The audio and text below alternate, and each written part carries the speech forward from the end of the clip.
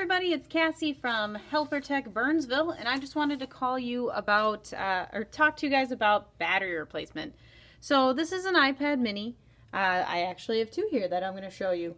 This is one where the battery actually started expanding to the point that it started pushing the screen out.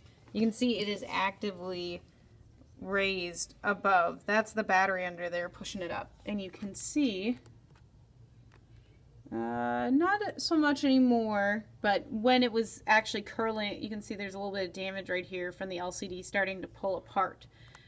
We also have this guy over here that it actually managed to break the LCD itself. That is from the battery expander, which you can see once again is pretty bad. So once batteries start expanding, especially on iPads, but this is true across all devices, they just keep expanding. They never stop. This is a repair that we can do both at Helper Tech Eagan and Helper Tech Burnsville. The Eagan one is now servicing the Mendota Heights area, located off of Cliff Road and 35E. We can do these battery replacements for $89, and it does take about a day to do. So if you think that your battery's not lasting long, don't wait, come in, because eventually it'll look like this. You guys have a nice night.